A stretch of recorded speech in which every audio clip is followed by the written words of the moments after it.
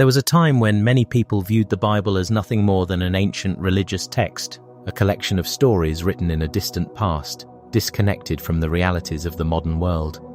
To them, it belonged to history, not to the present. It was something to be studied for tradition, perhaps for moral reflection, but rarely for understanding current events.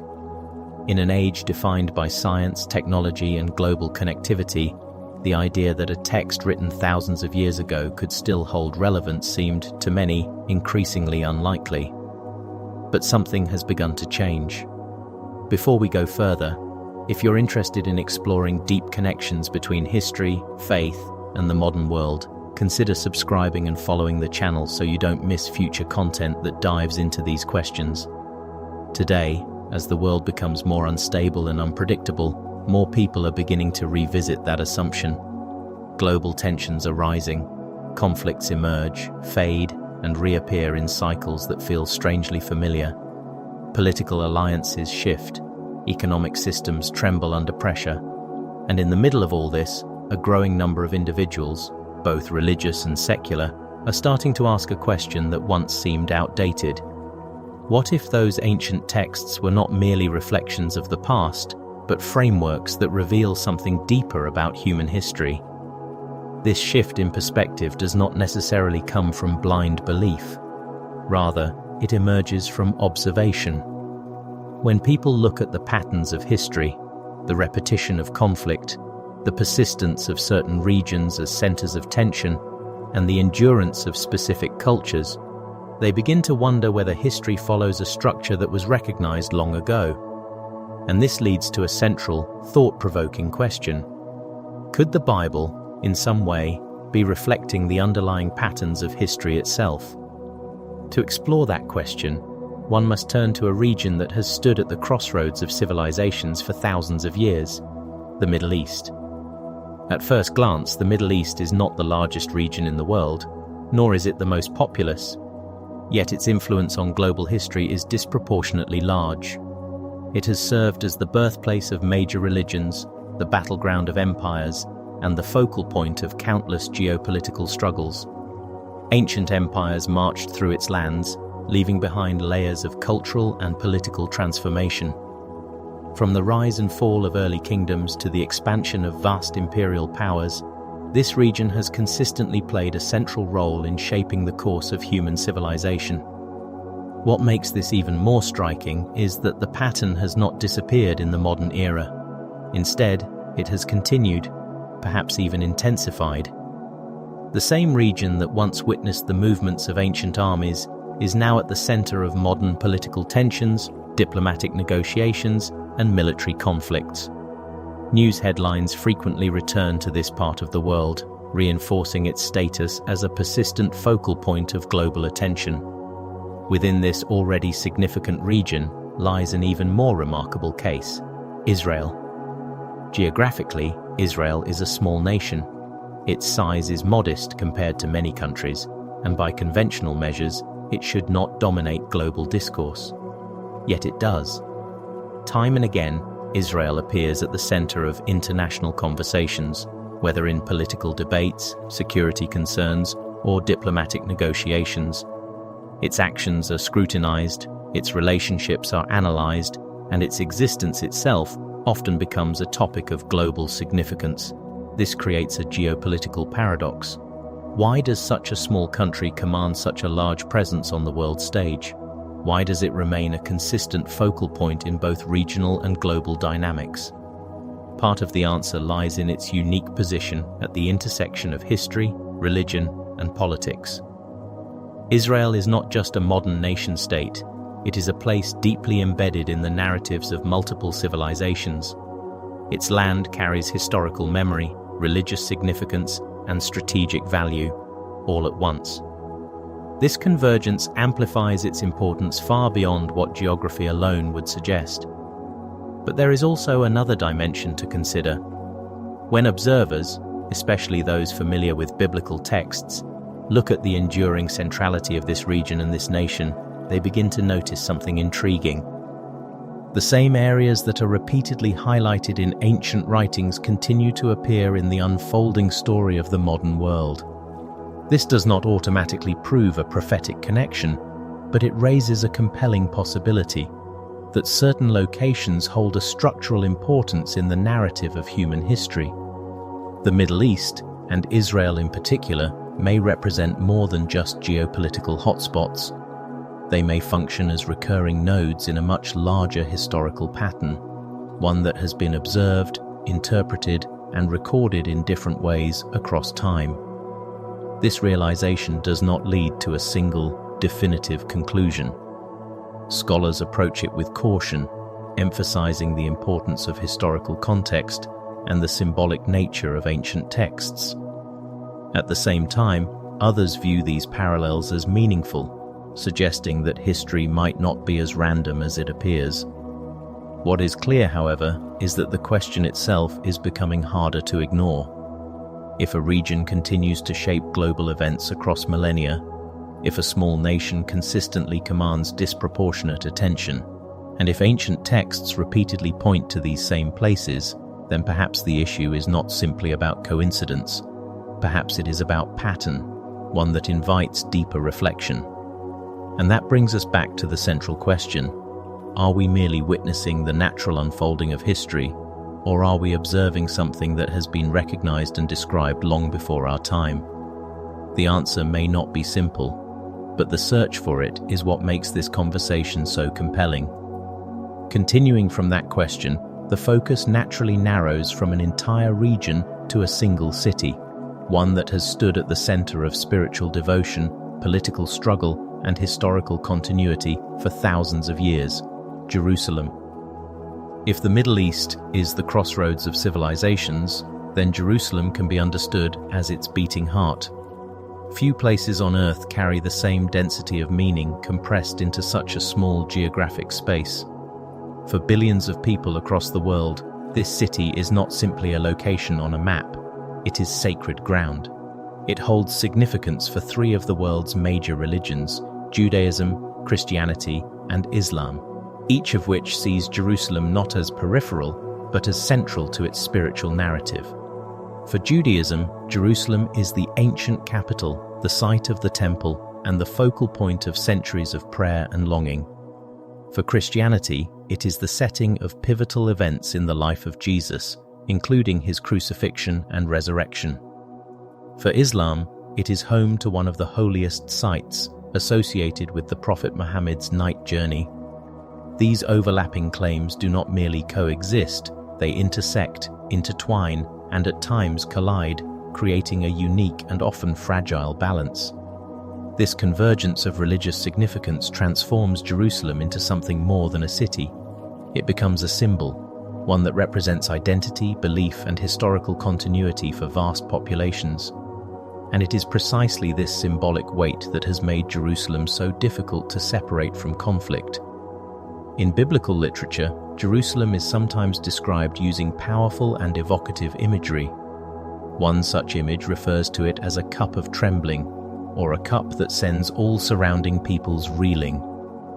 This metaphor suggests a place that draws nations into tension and instability, as though its very existence exerts a kind of gravitational pull on the affairs of the world.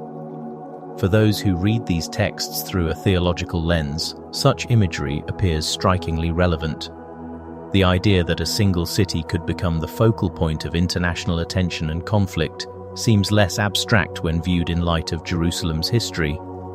However, it is important to approach such interpretations with intellectual caution. Biblical texts are rich in symbolism, and their language often reflects the cultural and historical context in which they were written. Many scholars argue that these descriptions were never intended as literal predictions of specific modern events, but rather as theological expressions of broader truths about human conflict, power, and spiritual struggle. Even so, the resonance between ancient imagery and contemporary reality remains difficult to ignore. Looking at the historical record, Jerusalem has rarely experienced long periods of uninterrupted peace. Instead, it has been conquered, rebuilt, contested, and redefined across successive eras. Ancient kingdoms fought for control of it. Empires such as the Babylonians, Persians, Greeks, and Romans each left their mark on the city. In the medieval period, it became a central objective during the Crusades, drawing armies from across continents. In more recent history, it has remained at the center of political negotiations, territorial disputes, and international debate. What makes Jerusalem particularly unique is not just the frequency of conflict, but its persistence. The city does not simply appear in one historical moment and then fade into obscurity. Instead, it re-emerges again and again, as though each generation inherits an unresolved tension tied to its existence. This continuity reinforces the perception that Jerusalem occupies a distinct place in the structure of history, one that transcends any single era. And yet, even this long and complex history does not fully explain the magnitude of what occurred in the 20th century. To understand that, we must shift from the city itself to a broader historical development, one that many consider to be one of the most unusual events in modern history: the establishment of the State of Israel in 1948. At one level, the creation of Israel can be understood through the lens of political history.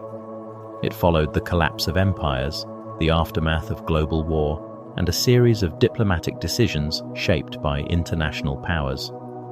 From this perspective, it appears as a product of 20th century geopolitics, a response to historical circumstances and human agency. But when viewed from a longer historical timeline, the event takes on a different dimension. For nearly 2,000 years prior to 1948, the Jewish people did not possess a sovereign nation in their ancestral homeland. Following a series of conflicts, particularly under Roman rule in the 1st century, large portions of the population were displaced. This dispersion, often referred to as the diaspora, resulted in Jewish communities spreading across Europe, the Middle East, North Africa, and eventually other parts of the world. What makes this period remarkable is not simply the fact of dispersion, but its duration and outcome.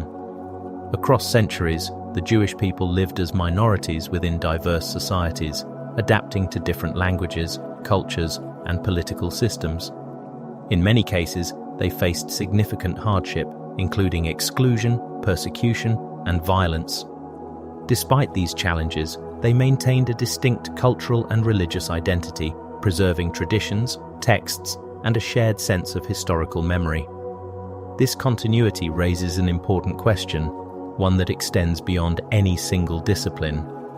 How does a people remain identifiable across nearly 2 millennia without a centralized state, without a single geographic center, and often under adverse conditions?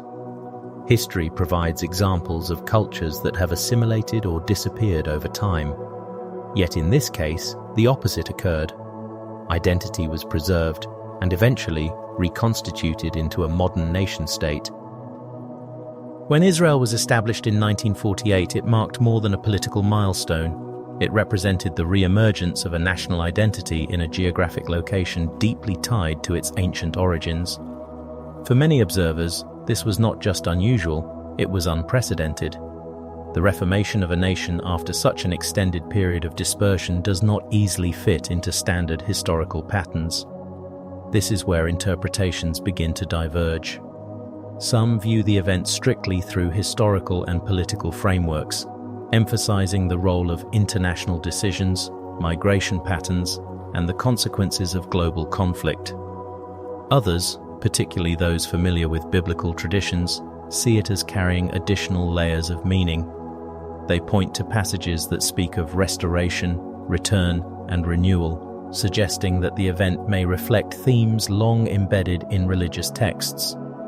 Again, it is essential to distinguish between interpretation and assertion. The existence of parallels does not automatically establish causation. Yet the convergence of historical reality and ancient narrative invites deeper inquiry. Ultimately, the significance of 1948 lies not only in what happened, but in what it represents. It challenges assumptions about the limits of cultural continuity, the nature of identity, and the structure of history itself. It raises questions that do not yield simple answers, but instead open the door to further exploration.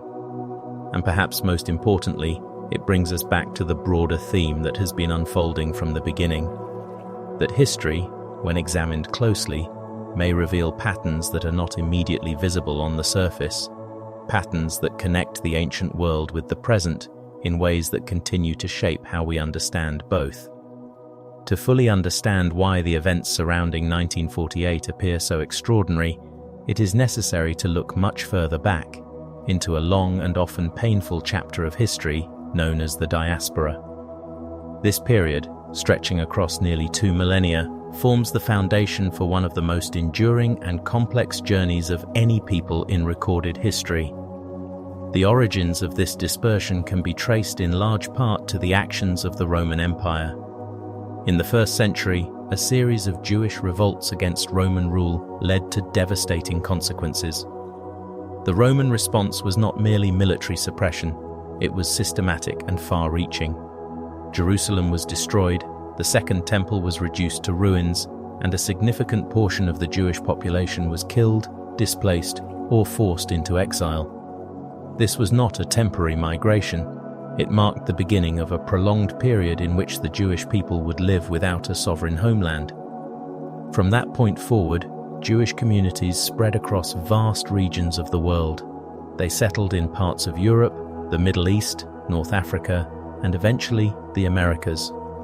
This global dispersion meant that, over time, Jewish populations became embedded within many different societies, each with its own language, customs, and political structures.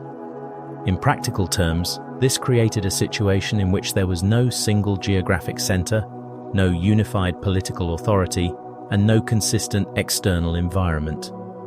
Under such conditions, the expectation, based on historical precedent, would be gradual assimilation. Many other ancient peoples, when scattered and absorbed into larger populations, eventually lost their distinct identities. Languages faded, traditions dissolved, and cultural boundaries blurred until they became indistinguishable from their surroundings. This pattern has repeated itself countless times throughout history, yet the Jewish experience diverges sharply from this norm. Despite being dispersed across continents and living under vastly different circumstances, Jewish communities retained a remarkable degree of continuity. This continuity was not accidental. It was sustained through deeply rooted structures, particularly in religion and cultural practice. Sacred texts were preserved, studied, and transmitted across generations. Rituals and traditions were maintained, even in environments that were not always supportive or even tolerant of them. The Hebrew language, while not always used in daily conversation, remained central in religious life, acting as a unifying thread across geographically separated communities. Equally important was the shared sense of historical memory. The idea of a homeland was not lost, even after centuries of absence. It remained embedded in prayers, narratives, and collective identity. This continuity of memory created a form of connection that transcended physical location. Even without a state, there was a persistent awareness of belonging to a people with a shared origin and a shared story. However, this long period of dispersion was not without suffering. Jewish communities often faced discrimination, exclusion, and violence. In different periods and places, they were subjected to expulsions, legal restrictions, and social marginalization. These challenges reached a devastating peak in the 20th century during the Holocaust, when millions of Jews were systematically murdered. This event not only marked one of the darkest chapters in human history, but also intensified the urgency of questions surrounding identity, survival, and return. When viewed against this backdrop, the preservation of Jewish identity becomes even more striking. It was not merely a matter of survival, but of continuity under pressure, an ability to endure without dissolving into the surrounding cultures. This raises a broader historical question. How many peoples have maintained such a distinct identity over such an extended period without a homeland? The answer, based on historical evidence, is very few. Many ancient civilizations that once flourished have disappeared entirely. Their languages are no longer spoken, their customs no longer practiced, and their identities preserved only in archaeological records. Even powerful empires, which once dominated vast territories, eventually fragmented and vanished. In contrast, the Jewish people, despite lacking political sovereignty for nearly 2,000 years, remained identifiable as a distinct group. This contrast is what makes the narrative so compelling. It suggests that there are factors at work beyond conventional political or geographic explanations. Cultural resilience, religious structure, and collective memory all play a role. But the scale and duration of this continuity still invite deeper reflection. It is at this point that some begin to draw connections to biblical imagery and themes. One of the most frequently referenced passages in this context is the vision often described as the Valley of Dry Bones. In this imagery, a prophet is shown a field filled with lifeless bones, symbolizing a people that has lost its vitality, its structure, and its sense of unity. Yet within the vision, these bones begin to come together, to take form, and eventually to live again. The transformation is gradual but profound, from fragmentation to restoration, from lifelessness to renewed existence. Interpretations of this vision vary widely. Many scholars understand it as a metaphor intended for its original audience, a message of hope during a time of crisis, emphasizing the possibility of renewal even in the face of apparent collapse.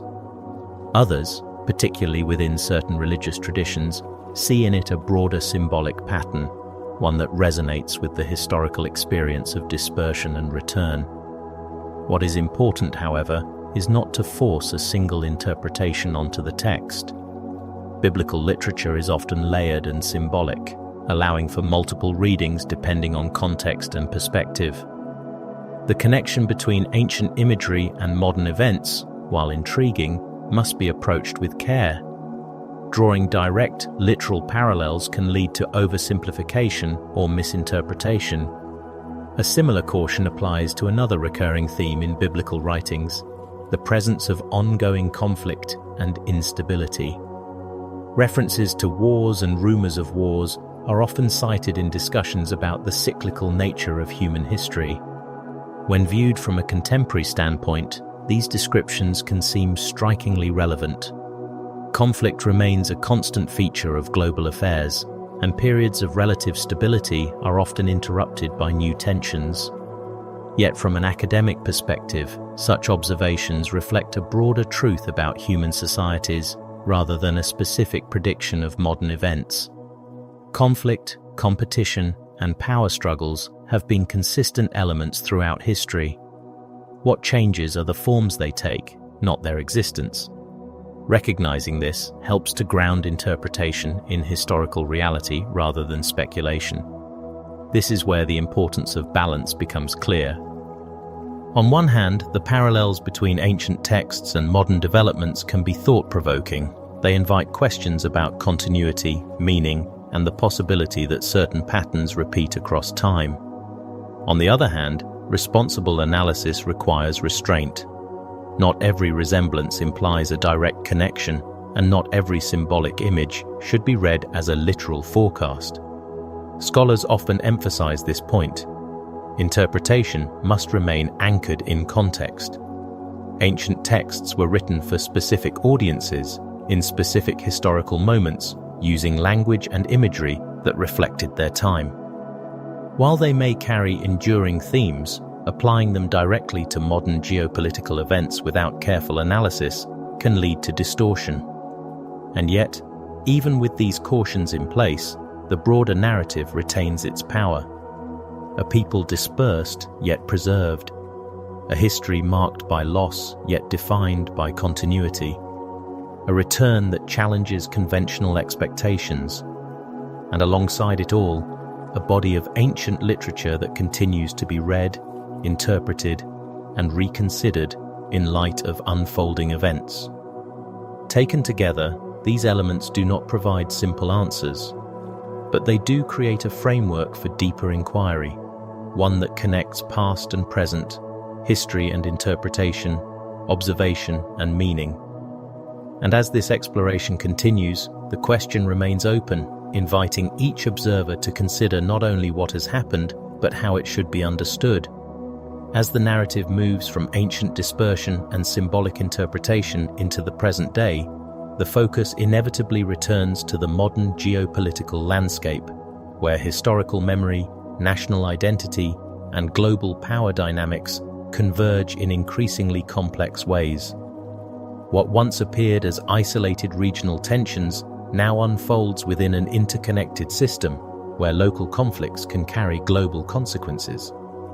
At the center of this evolving structure lies a particularly significant relationship, that between Israel and Iran. The dynamic between Israel and Iran is not merely a bilateral disagreement. It reflects a broader clash of strategic visions, political ideologies, and regional influence. Israel, a technologically advanced state with strong alliances in the West, views its security environment through the lens of survival in a historically volatile region. Iran, on the other hand, positions itself as a regional power with its own network of alliances and a distinct ideological framework shaped by its revolutionary history.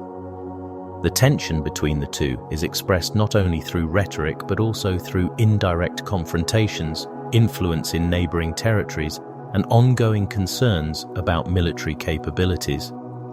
What makes this relationship particularly significant is its potential to extend beyond the immediate region.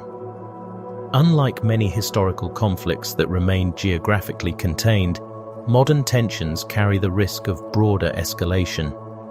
This is where the involvement of major global powers becomes critical. The United States has long played a central role in Middle Eastern affairs, maintaining strategic alliances, particularly with Israel, and influencing the region through military presence, diplomatic initiatives, and economic policy.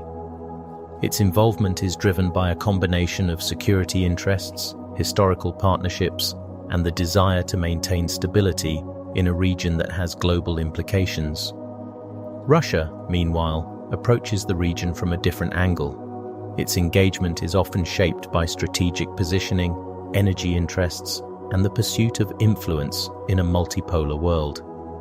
By maintaining relationships with multiple actors in the region, including Iran, Russia seeks to expand its geopolitical reach while balancing against Western influence. China's role, though less overtly military, has been steadily increasing through economic investment and energy partnerships. As a major consumer of Middle Eastern resources, China's interest lies in stability, access, and long-term strategic positioning. Its approach reflects a broader shift toward economic diplomacy as a tool of global influence. The presence of these major powers transforms regional tensions into components of a much larger system. What might once have been a localized conflict now becomes part of a global network of alliances, rivalries, and strategic calculations. This interconnectedness amplifies both the stakes and the potential consequences of any escalation. Underlying these political dynamics are several key factors that have consistently shaped the importance of the Middle East. One of the most significant is energy, particularly oil. The region holds a substantial portion of the world's known oil reserves, making it a critical unsur in the global economy.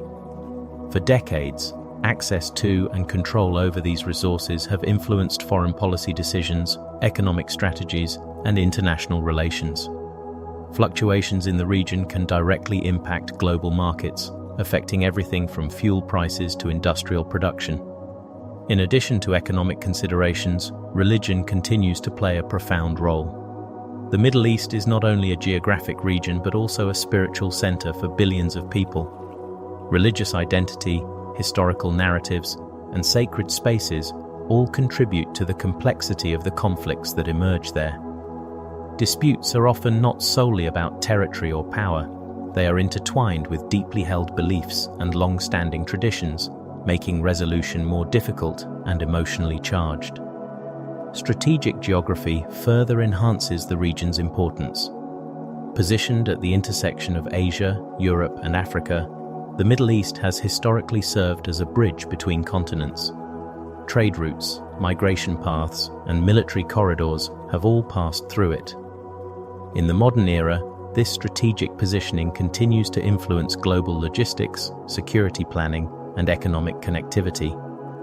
When these elements, energy, religion, and geography, combine with the involvement of major powers, the result is a highly complex and sensitive system. Small changes can trigger cascading effects, and localized events can quickly gain international significance. However, to fully grasp the implications of this complexity, one must consider an additional factor that distinguishes the modern era from all previous periods in history: globalization. In earlier centuries, the world was largely fragmented. Civilizations developed in relative isolation, often unaware of one another's existence. Information traveled slowly, carried by messengers, traders, or explorers. A significant event in one region might take months or even years to become known elsewhere, if it became known at all. Economies were primarily local or regional, and political decisions had limited geographic impact. This fragmentation meant that even major conflicts were often contained. Empires rose and fell, wars were fought, and societies transformed, but the effects were usually confined to specific areas. The world, in a structural sense, functioned as a collection of separate systems rather than a single, unified one. In contrast, the modern world operates as an interconnected network. Advances in technology, particularly in communication and transportation, have fundamentally altered how information, goods, and influence move across the globe. The internet allows news to spread instantly, connecting individuals and societies in real time. Financial systems are integrated, meaning that economic changes in one country can ripple through global markets within hours. This level of connectivity has created unprecedented interdependence. Nations rely on one another for resources, manufacturing, and trade. Supply chains span continents, linking producers and consumers across vast distances. As a result, stability in one region often depends on stability in others. While this interconnectedness offers many benefits, it also introduces new vulnerabilities. Crises are no longer isolated. They can propagate rapidly through the global system. A conflict in a key region can disrupt energy supplies, affect international trade, and trigger political responses from multiple countries. Economic downturns can spread across borders, and social or political unrest can influence global perceptions and decisions. In this context, the Middle East and the tensions within it take on an even greater significance. What happens there does not remain there. Instead, it becomes part of a broader chain of cause and effect, influencing systems far beyond its geographic boundaries. This leads to an important realization. Humanity is now operating within a single, interconnected framework. For the first time in history, nearly all regions of the world are linked through shared systems of information, economy, and governance. This does not eliminate conflict. Rather, it changes its nature. Conflicts become more complex, their impacts more widespread, and their resolution more challenging. At the same time, this global integration invites a different kind of reflection. When patterns of tension, conflict, and interdependence appear on such a large scale, they raise questions about the structure of history itself. Are these developments simply the result of technological progress and human decision-making? Or do they reflect deeper patterns that have been unfolding over time? As before, the answer is not straightforward. But the convergence of ancient regions of significance with modern systems of global connectivity creates a context in which old questions take on new relevance. And as the narrative continues to unfold, the interplay between past and present becomes increasingly difficult to separate, inviting further exploration into what it all might mean. As the discussion moves from global systems and geopolitical realities into the realm of interpretation, attention naturally turns to one of the most debated and symbolically rich texts in biblical literature, the Book of Revelation. For centuries, it has stood as both a source of fascination and a subject of intense debate, largely because of its vivid imagery and its portrayal of large-scale transformation, conflict, and ultimate resolution. At its core, Revelation is not written in straightforward historical language. Instead, it relies heavily on symbolism, using images, metaphors, and dramatic scenes to communicate its message. These include representations of power structures, upheaval, judgment, and renewal. The text speaks in a kind of visual language, where meaning is conveyed not through literal description, but through layered imagery that invites interpretation. This symbolic nature is precisely what has allowed Revelation to remain relevant across different eras. Readers in various historical contexts have looked at its imagery and found parallels with the events of their own time. Periods of war, political instability, or societal transformation have often led individuals to revisit these texts, asking whether the symbols might reflect the realities they are witnessing. In the modern world, this tendency continues. As global systems become more interconnected and complex, some observers see echoes of these symbolic descriptions in contemporary structures. The idea of large-scale influence, centralized systems of control, and widespread disruption can, at a surface level, appear to align with certain themes found in Revelation. The existence of global financial networks, advanced communication systems, and international political alliances creates a framework that, in some interpretations, resembles the kind of expansive structures described in symbolic biblical language. However, this is where careful reasoning becomes essential. The presence of similarity does not necessarily imply direct correspondence. One of the most important principles in analyzing texts like Revelation is recognizing the difference between symbolic resonance and literal prediction. The imagery was originally written within a specific historical and cultural context, addressing the concerns and experiences of its initial audience. While its themes may be universal, touching on power, justice, and transformation, the details are not meant to function as precise forecasts of future technological or political systems. Scholars across disciplines consistently emphasize this point. Interpretation must avoid mechanical mapping. Attempting to match each symbol to a specific modern event or institution can lead to oversimplification and distortion. It reduces a complex and nuanced text into a kind of code to be deciphered, rather than a message to be understood within its broader theological and historical framework. This does not mean the text has no relevance today. On the contrary, its enduring influence suggests that it captures patterns of human experience that transcend any single era. Themes of conflict, moral tension, the rise and fall of power, and the search for ultimate meaning are not confined to one period. They are recurring elements of the human story. When viewed in this light, Revelation can be understood less as a timeline of future Ghatnai and more as a lens through which to reflect on the nature of history itself. It invites readers to consider not only what is happening, but what it signifies, how cycles of instability and renewal fit into a larger narrative. And this leads directly into the final dimension of the discussion, the overarching message that emerges from these texts. Within Christian theology, history is not seen as an endless sequence of random events. Instead, it is understood as a process moving toward a defined conclusion. This perspective introduces a fundamental difference in how history is interpreted. Rather than viewing events as isolated or purely cyclical, they are seen as part of a trajectory, one that ultimately leads to resolution. Central to this belief is the concept often referred to as the second coming or the return of Christ. This idea has been present since the earliest days of Christian thought and remains a cornerstone of faith for many believers. It represents not merely an endpoint, but a Nirnayak moment in which justice, restoration, and renewal are fully realized. Importantly, this expectation is not framed, at least in its original theological context, as a source of fear.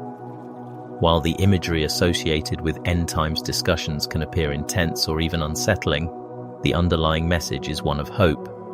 It suggests that the instability and conflict observed throughout history do not have the final word. Instead, They are part of a larger process that ultimately leads to transformation. This perspective addresses a deep human concern, the search for meaning in a world that often appears unpredictable and, at times, chaotic. If history were only a sequence of rising and falling powers, repeating conflicts and temporary resolutions, it could easily be perceived as lacking direction. The idea that it moves toward a purposeful conclusion offers an alternative interpretation, one in which events, however complex, are not devoid of significance. At the same time, it is important to recognize that these beliefs exist within a framework of faith. Different traditions and individuals interpret them in different ways, and not all perspectives align. Some approach these ideas symbolically, others more literally.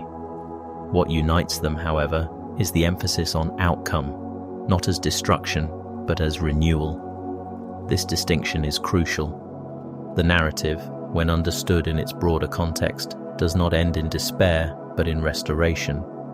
It does not conclude with the triumph of power, but with the establishment of justice and peace.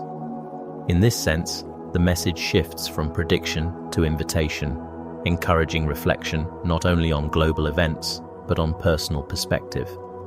And perhaps that is where the discussion ultimately leads.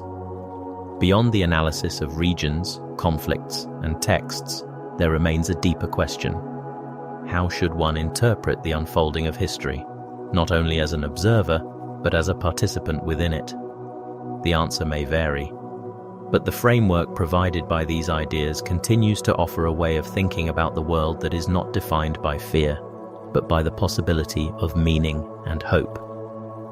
As the discussion reaches this point, something begins to shift. What started as an exploration of history, geopolitics, and ancient texts gradually moves beyond nations, beyond regions, and beyond systems of power. The focus narrows, not toward a place, but toward a person. Not toward governments or ideologies, but toward the individual. Up to now, the narrative has examined large-scale patterns, the persistence of the Middle East in global affairs, the unique position of Israel, the enduring significance of Jerusalem, the long arc of the diaspora, and the complex web of modern geopolitics and globalization.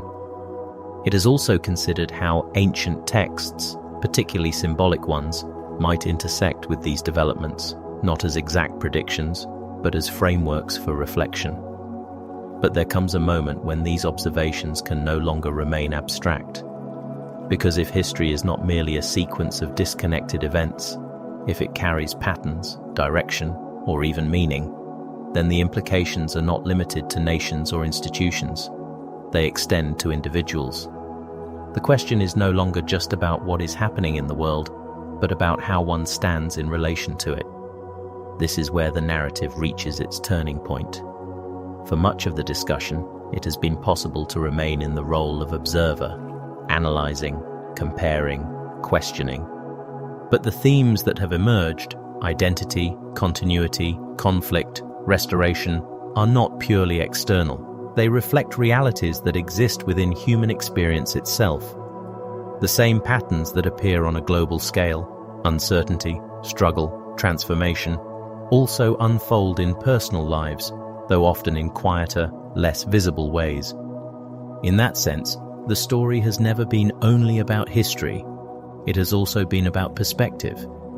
If the world is indeed moving through cycles of tension and change, if systems rise and fall, if events unfold in ways that suggest deeper structure, then the natural question is not only what does it mean, but what does it mean for me? This is the point at which the narrative becomes personal. It is no longer about which nation holds influence or which alliance will shape the future. It is not about predicting outcomes or identifying the next major shift in global dynamics. Instead, it becomes a question of position, of orientation within a larger story. And that question can be expressed in a simple but profound way. Where do you stand? Not geographically, but philosophically. Not politically, but existentially. Because every interpretation of history carries with it an implicit response. To see history as random is to adopt one perspective. To see it as structured or meaningful is to adopt another. To view it through the lens of conflict alone leads to one conclusion. To view it through the possibility of resolution leads to another. Each perspective shapes how a person understands not only the world, but their place within it. For some, the patterns discussed may reinforce skepticism, suggesting that human history is driven primarily by power, resource competition, and chance. For others, the same patterns may point towards something more, an underlying coherence that invites trust, reflection, or even belief. There is no forced conclusion here. The question does not demand a specific answer, but it does require engagement. Because to remain entirely neutral, to observe without ever considering one's own position, is in itself a choice. And this is what elevates the discussion from analysis to reflection. It is no longer sufficient to ask whether ancient texts align with modern events, or whether certain regions hold recurring significance. The deeper issue is how these observations influence understanding, and ultimately, how they shape decisions, values, and direction. This transition leads naturally into the final reflection. If the Bible is viewed only as a collection of warnings about conflict, instability, or the consequences of human actions, then its message can easily be reduced to caution or even fear. But when examined more broadly, its purpose appears to extend beyond warning. It functions as a call to awareness, a way of prompting individuals to think more deeply about life, history, and meaning. In this sense, it does not simply describe events, it challenges perception. It invites readers to look beyond immediate circumstances and consider larger questions. What is the nature of justice? What defines peace? What gives life its direction and value? These are not questions confined to any one era. They are as relevant today as they were in the past, precisely because they address fundamental aspects of human existence. This is where the tone of the narrative shifts once more, from uncertainty to possibility. Despite the emphasis on conflict, instability, and transformation, the overarching message that emerges is not one of despair. Instead, it points toward hope. Not a passive or abstract hope, but one grounded in the idea that history, however complex, is not without direction. Alongside hope is the concept of justice, not as a temporary or imperfect human system, but as something more enduring. And with it comes the idea of peace, not merely the absence of conflict, but the presence of restoration and balance. These themes, hope, justice, and peace, form the core of the message that has persisted across centuries. They are the elements that give the narrative its continuity, even as interpretations vary and contexts change. And perhaps that is why these ancient texts continue to be read, discussed, and revisited. Not because they provide simple answers, but because they engage with the deepest questions that remain unresolved in every generation. In the end, the journey through history, geopolitics, and interpretation leads back to a single point: awareness. An awareness that the world is complex, that history is layered, and that meaning is not always immediately visible, but also an awareness that within that complexity lies the opportunity to reflect, to choose, and to understand. And in that space, between observation and decision, the final question remains open, waiting to be answered not by history but by each individual who encounters it.